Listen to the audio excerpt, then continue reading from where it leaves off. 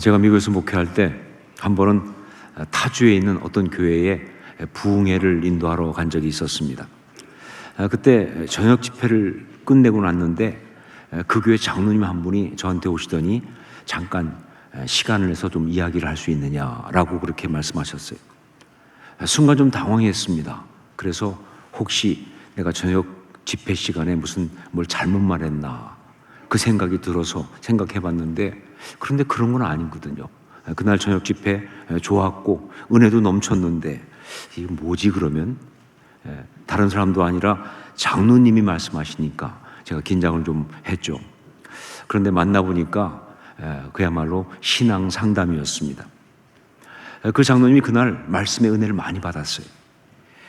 그런데 그렇게 은혜를 받으니까 오히려 더 심해지는 마음에 갈등이 있다 하는 것이죠. 고민이 있다. 풀리지 않는 신앙적 고민이 있었다 하는 것이죠.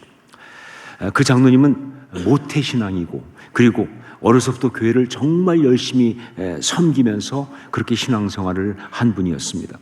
그런데 문제는 그렇게 신앙생활을 하면서 자기가 진짜 은혜를 받았는지 여기에 자신이 없는 거예요. 이게 문제예요. 그렇게 신앙생활 열심히 하고 있는데 내가 진짜 은혜를 받았는가, 여기에 자신이 없었다. 열심히 하기는 하지만 솔직히 신앙생활 하면서 그렇게 말씀하시는 것처럼 행복하지는 않다고. 오늘 저녁에 목사님이 종교인과 그리고 참 신앙인은 다르다고 하면서 비교를 해주셨는데, 자기는 분명 예수 그리스도를 주로 고백하고 거듭난 신앙인인 것은 맞는데, 그런데 자기의 내면과 삶은 아무리 봐도 종교인에 가까워서 이것이 너무 고통스럽다고, 뭐가 어떻게 된 것인지 너무 혼란스럽고 너무 힘들어서, 그래서 이렇게 신앙 상담을 한다 하시는 거였어요. 그 장로님 이야기를 들으면서 우선 제게 들었던 생각은 정말 귀하고 정말 감사하다 하는 생각이었어요. 장로라고 하는 그 직분, 그 나이, 그 신앙 경력 가운데에도 이렇게 신앙적인 고민과 갈등을 할 수 있다고 하는 것은 정말 귀하다. 정말 귀하다. 그리고 니고데모처럼, 그리고 아리마대 요셉처럼 이렇게 용기를 내서 그 문제를 가지고 나와 상담을 한다는 것, 너무 감사하다 하는 생각을 했습니다. 자, 그러면서 정말 도와드리고 싶어서 이런저런 이야기를 묻고 그리고 대답을 듣다 보니까 제게 들어온 생각, 성령이 주신 감동은 이 모든 문제의 원인은 그 장로님 안에 있는 하나님의 이미지가 왜곡되어 있기 때문에 그래서 일어나는 것이라고 하는 그러한 감동이었어요. 그런 통찰이었습니다. 예, 하나님을 믿는 것은 분명하지만 그 내면에 있는 하나님에 대한 그림이 올바르지 않은 것, 이게 문제다는 것이죠. 그 장로님 안에 있는 하나님은 어떤 하나님이었느냐? 제가 확인한 것은 무섭고 엄하고 두려운 하나님이었어요. 네, 무섭고 엄하고 두려운 하나님, 지적하고 질책하고 분노하는 하나님, 불꽃 같은 눈초리로 자기를 지켜보면서 작은 잘못이라도 하면 바로 질타하고 정죄하고 벌하시는 그런 하나님이 그 안에 있는 하나님의 그림이었어요. 물론 하나님은 사랑이시다 하는 것을 그 장로님도 잘 알고 있고요. 하나님이 자기를 사랑하셔서 그래서 독생자를 십자가에 대신 죽게 하시면서까지 자기를 구원하셨다고 하는 것 알고 있지만 그냥 아는 거고, 정작 자기 안에 자리 잡고 있는 하나님의 그림은 그런 사랑보다는 정죄와 책망과 분노의 하나님이라는 것, 이게 문제인 것이죠.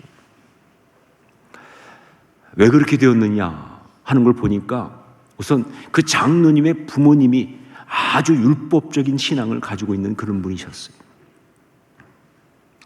그 부모님이 두 분 다 아주 율법적인 그런 신앙을 가지고 있었어요. 근데 신앙만 그런 것이 아니라 특별히 아버님 같은 경우는 성품까지도 굉장히 엄격하고 공격적인, 소위 분노하는 마음을 갖고 있는 그런 분이었어요. 거기에다가 어려서부터 그분이 신앙생활한 교회 그 목사님이 또한 그런 성향의 분이에요. 아마 부모님이 그러니까 그런 목사님을 더 이렇게 원에서 함께 신앙생활을 했겠죠. 굉장히 훌륭한 분이었어요. 뭐 여러 가지 훌륭한 분인데, 그런데 성향이 이러다 보니까 설교 시간에 무섭게 죄를 책망하고, 그리고 영적인 채찍질을 가하는 그런 분이었어요. 결국 부모님의 모습과 그리고 목사님의 모습이 장로님 안에 왜곡된 하나님의 이미지를 만들어낸 거예요. 여러분, 신앙은 하나님과의 관계입니다. 그렇기 때문에 신앙인의 마음에 있는 하나님에 대한 그림은요, 그의 신앙의 모든 것을 결정하는 거예요. 그 장로님의 경우 그렇게 열심히 믿고 그렇게 열심히 하나님을 섬겼지만 정작 그가 신앙의 가장 귀한 축복과 은혜를 온전히 누리지 못한 이유는, 그렇게 열심히 신앙생활을 하고 하지만 행복하지도 않고 심지어 아름답지도 못했던 이유는 그 마음속에 있는 하나님의 그림이 잘못되어 있기 때문에 바로 그래서 그런 것이다. 지난 수요일 교사 부흥회를 하면서 정말 은혜를 많이 받았습니다. 그때 강사로 오신 목사님께서 아이들한테 무엇을 가르칠 것인가, 그것보다는 부모와 교사가 어떤 신앙과 삶의 모습을 보여줄 것인가가 더 중요하다라고 말씀하셨어요. 그런데 저는요, 그때 또 오늘 이 말씀을 준비하고 있어서 그랬는지 그게 이렇게 들리더라고요. 아이들의 마음속에 어떤 하나님의 그림을 그릴 것인가, 이렇게 들렸어요.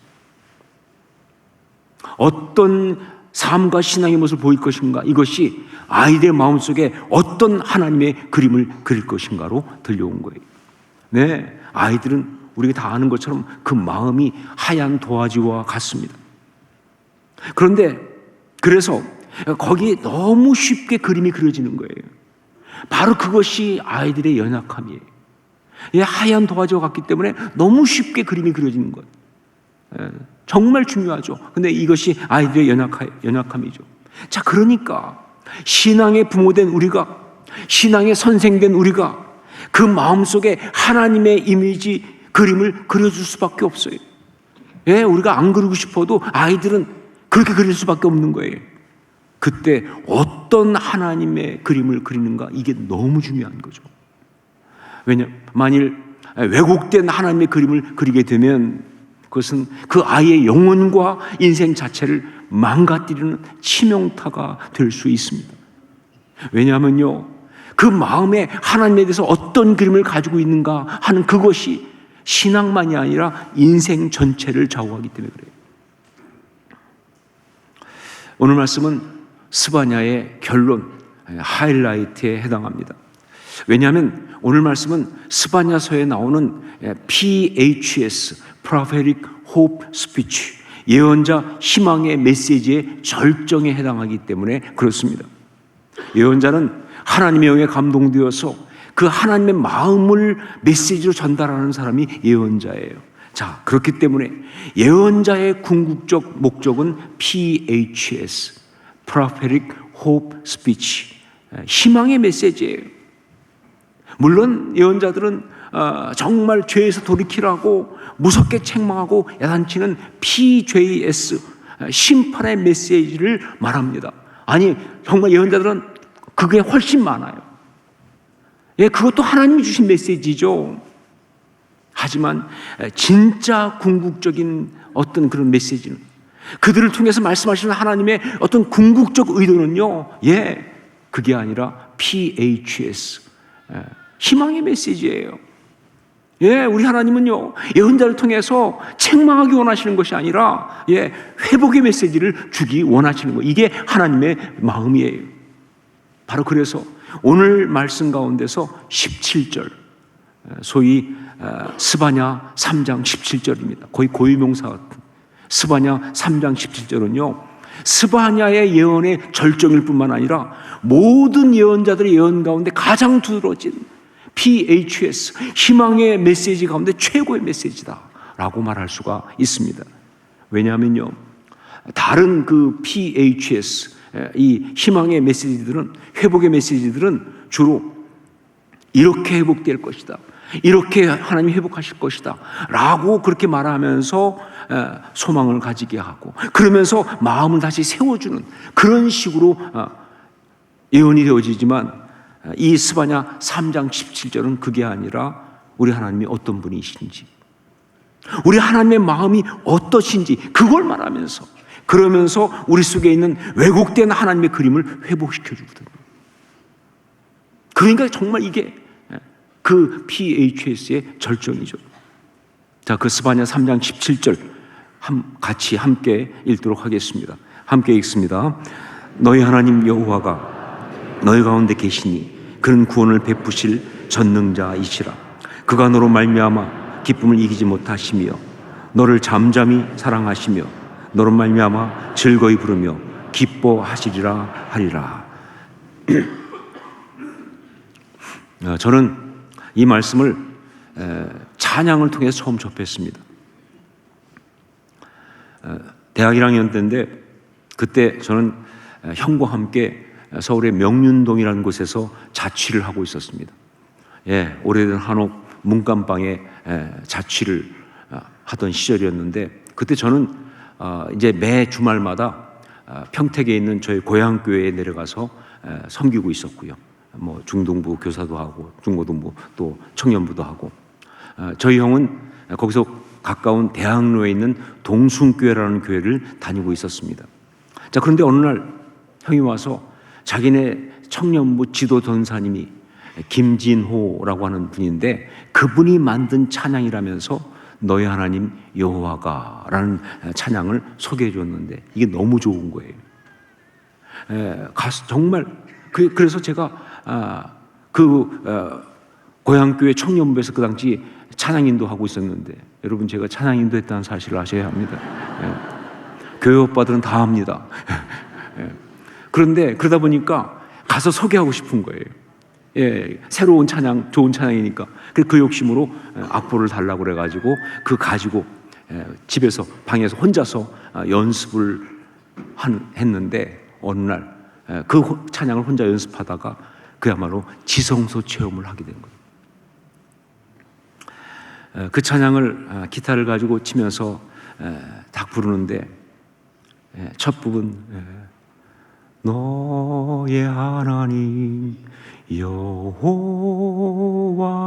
하는데, 그때 어떤 성의 감동이 저를 향해 밀고 들어오기 시작했어요. 특히 너의 하나님이란 말이에요. 그냥 하나님 아니고 내 하나님이라는 거예요.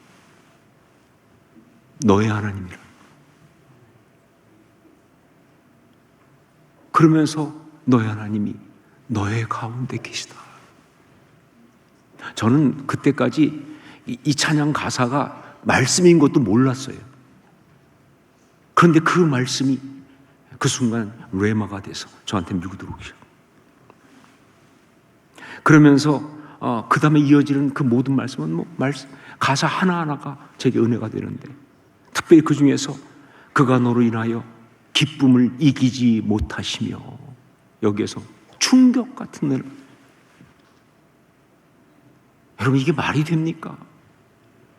아니, 하나님이 나 때문에 기뻐서 그 기쁨을 이기지 못하신다는 게, 이런 표현이 어떻게 이게 말이 되느냐, 이게 가능하냐 싶은 생각이 들었어요. 그러고서 이어지는 너를 잠잠히 사랑하시며, 설명할 수 없는 먹먹함으로 제 가슴을 채웠습니다. 너를 잠잠히 사랑하시며, 그리고 이어지는 즐거이 부르며 기뻐하시리라, 터져나오듯이 선포하듯이 하시는 이 말씀에는 정말 울지 않을 수가 없었습니다. 저는 사실 존재적인 거절감이 심한 사람입니다.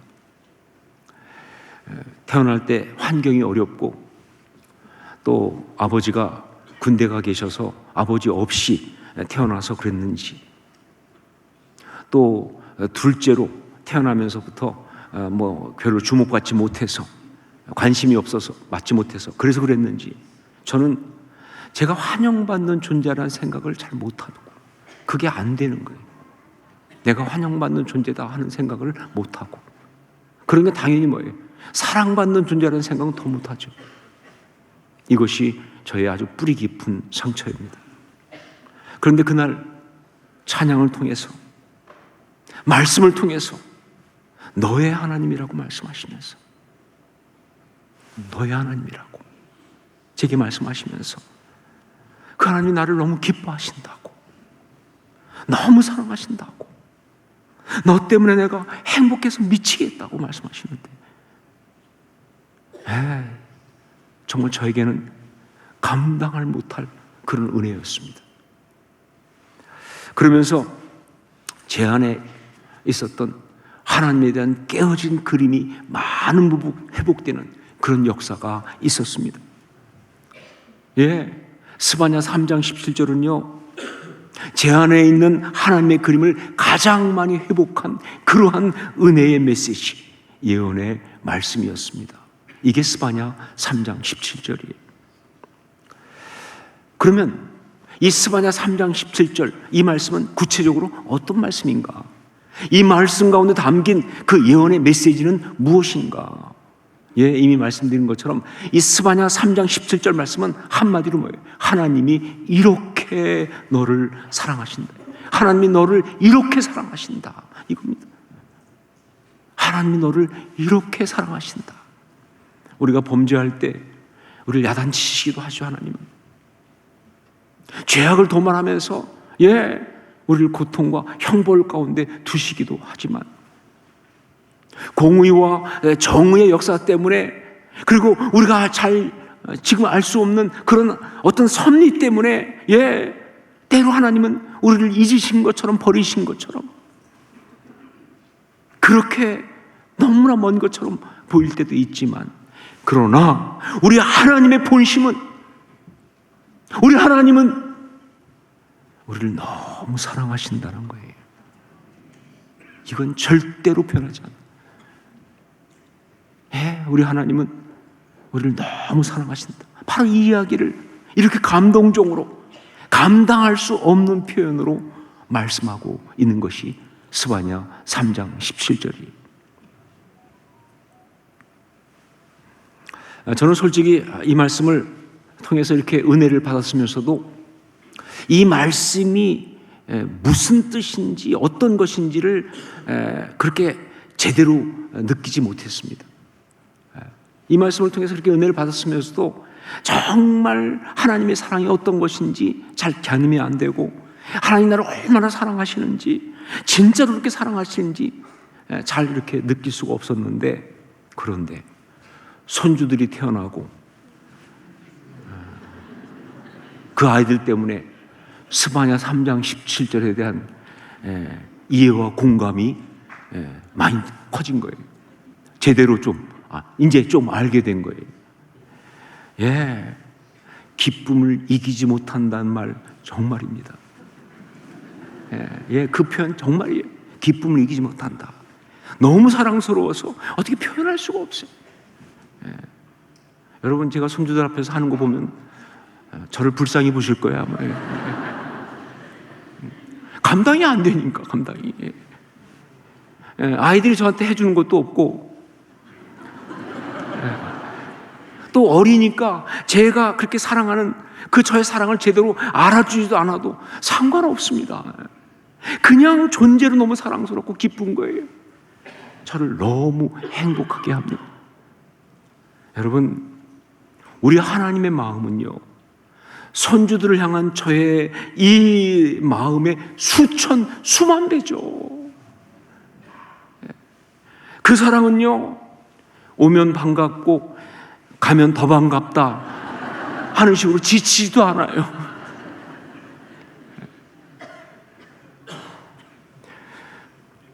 이런 하나님의 사랑, 하나님이 우리를 어떻게 사랑하시는지, 이것을 아주 잘 나타내는 표현이 스바냐 3장 17절 가운데 나오는 너를 잠잠히 사랑하시며, 바로 이겁니다.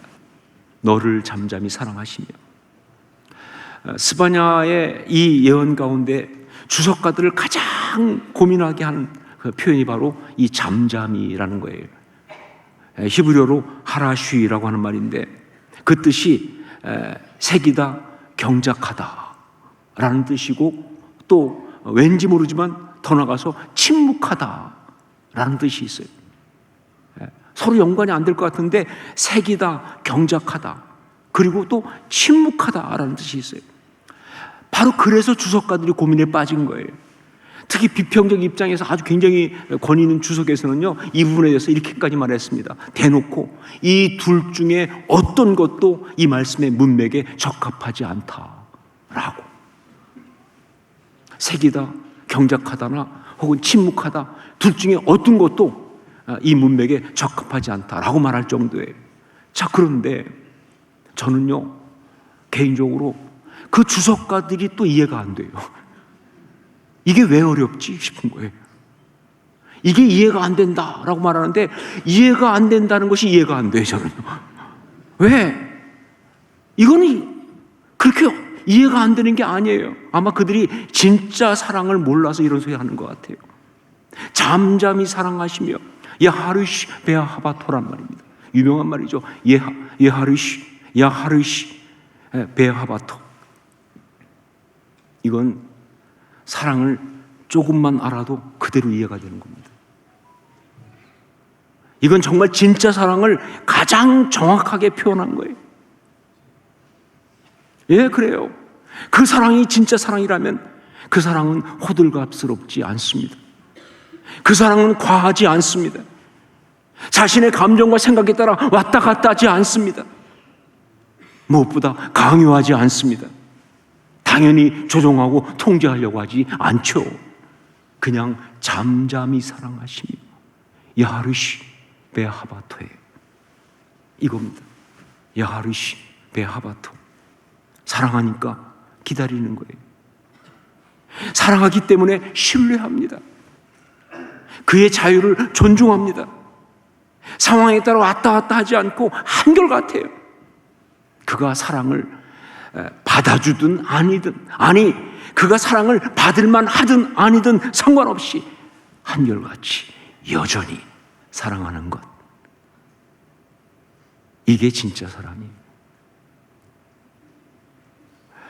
바로 여기에서 이 잠잠히 하라쉬라고 하는 이 말의 이 두 가지 의미가 서로 연결됩니다.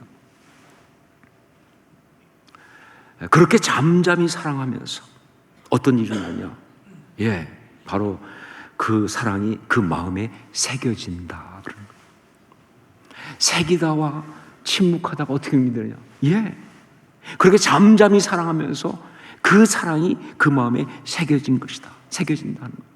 낙서처럼 그냥 쓰여졌다가 지워지는 게 아니고요, 화장처럼 덮였다 없어지는 것이 아니라 그 마음에 새겨지는 거예요. 근데 여러분, 여기서 이 새겨진다고 할 때 이걸 잘못 오해하시면 안 됩니다. 뭐 상처를 내고 흠집을 내고 막 지울 수 없는 고통을 주는 그런 거, 그렇게 이해하시면 안 돼요. 보통 새긴다 그러면 그 생각도 많이 하잖아요.